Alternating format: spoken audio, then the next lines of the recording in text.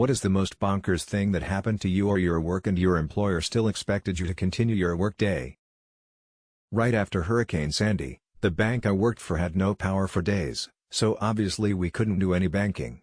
Rather than just close, my manager insisted that the entire staff show up for shifts as usual, just so we could sit in our normal seats in our uniforms and winter jackets to tell any customers who wondered that we didn't have power and couldn't help them with anything at all.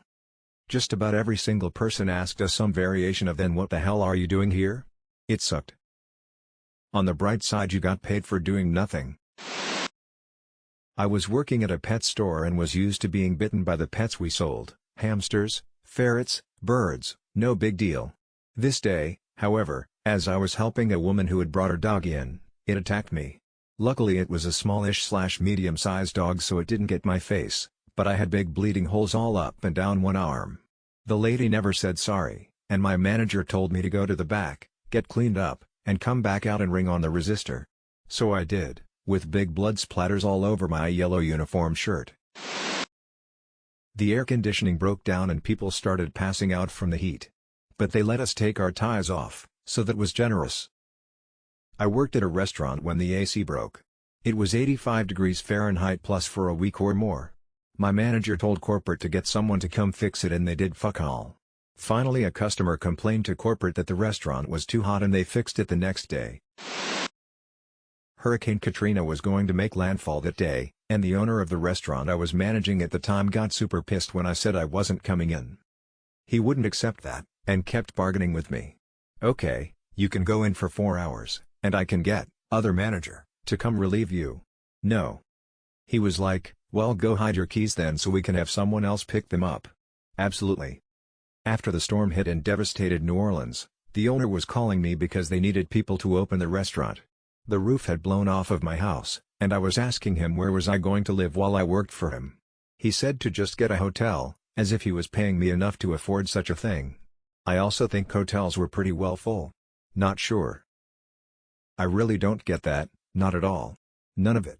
I mean, not seeing how a personal situation affects someone, yeah. But a whole devastated region and you still think of opening before anything else? What the fuck? College professor, not a boss. In college, we had our final semester presentations that counted for 60% of our grade. I was on blood thinners at the time, and the night before my presentation, I had an accident in the home and split my head open. 12 hours later, it was still bleeding. First thing I did in the morning was email my professor with an explanation and a time-stamped photo of blood running down my face. I asked if I could present the following day instead and said that was not possible without a doctor's note. I had to go to the doctor, pay a $32 copay just so the teacher could write on a note, "Philip's head will not stop bleeding because of medication he is on. I can't believe I had to write you this note." Should have gone to class and tried to do your presentation. Maybe go out of your way to pass the dean or security guard. I told my employer I was moving across country and that my last day was in 2 weeks. The day came and they called me as I was on the road asking if I was going to come in. My boyfriend had a similar experience to this. He didn't move across the country, but he did change jobs/industries. Gave his old boss his 2 weeks. They were all really happy for him about his new job, all was well. He worked his last day, they threw a little lunch party for him, he said goodbye to everyone. Then went to his new job the following day. At which point, his old boss and several co-workers called him freaking out, asking him where he was and why he wasn't at work. His phone was often in his locker, as it was his first day at his new job. So they ended up calling me to see if he was dead or in the hospital or something. I was just like, "Dude, his last day was yesterday. You knew this. You threw him a party. What the heck?" Federal agents with a search warrant shut down all the computers so they could image the drives. We puttered around for hours before we finally got sent home at the regular time. However, long lunches and gym visits were permitted. Gym visits as in there is a gym inside the office, or you guys could freely head to your gym and work out a couple hours. Someone spilled, or poured out, a bottle of deer attracted on the floor under the shelves in the sporting goods section of Walmart. Stank of deer piss for, well, actually, it probably still does. They never cleaned it, and we had ammo to sell. Did your Walmart fill up with deer afterwards? The power went out at 8 a.m., but we weren't allowed to go home. We sat around doing nothing for nearly 8 hours, just in case the power came on. Then our boss said if it didn't come on by 4 p.m., we could go home and the work schedule would be pushed ahead a full day. Power came on at 3:50 p.m. and we had to do our full workload. Yay for that.